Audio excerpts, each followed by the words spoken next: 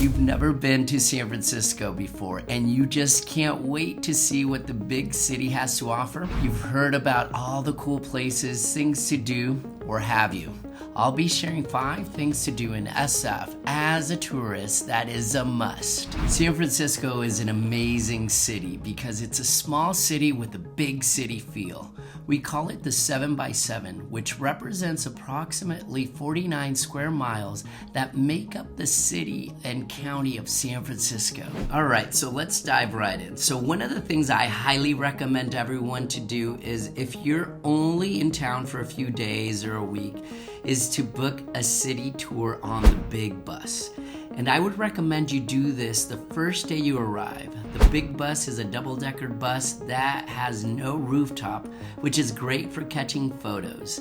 The reason I recommend this tour is that it takes you to 16 of the main attractions that the city has to offer. The bus tour will cost you around $60 and it takes about 2 hours to complete.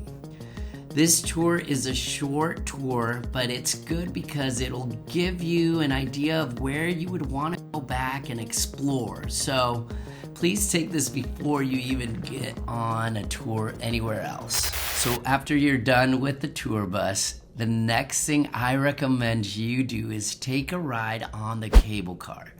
I still enjoy doing it because it's just such a great little ride around San Francisco. I've been living all my life here and it's so much fun. The one that I recommend is the car that says Powell and Hyde.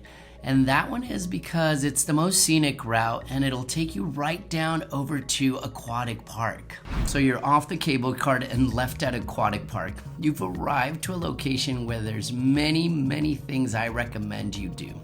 If you like coffees, and in particular Irish coffees, there is a place called the Buena Vista Cafe. It's the first place in America to introduce the Irish coffee back in 1952. Another thing I recommend you do, take a small walk over to Ghirardelli Square. This building was built over a century ago and it was where the first Ghirardelli chocolates were made.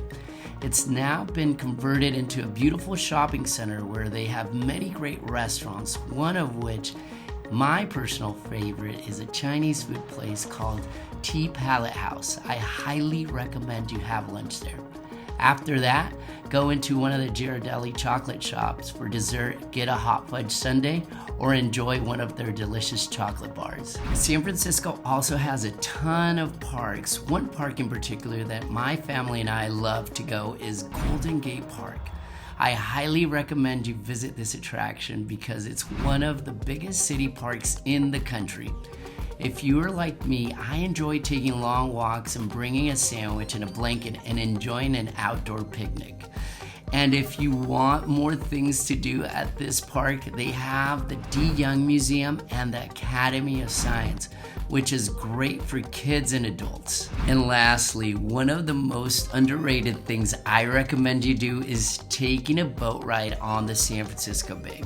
If you want amazing views of San Francisco, Alcatraz, and the Golden Gate, this boat ride is a must. Now the secret is to go and get the smaller boats. They are located on Jefferson Street between Jones and Taylor in Fisherman's Wharf. The smaller boats offer a 1-hour tour to take you under the Golden Gate Bridge and around Alcatraz. They let you bring food and alcohol as well. So, if you love drinking, this is a great place to do so. There's plenty of boats and they usually leave around 30 minutes on the dot and they charge about $30 to $40 per person. Bring a sweater because it does get chilly in the San Francisco Bay. So now that you have your itinerary, most of your tours are easily found on TripAdvisor. You could book your tickets through them.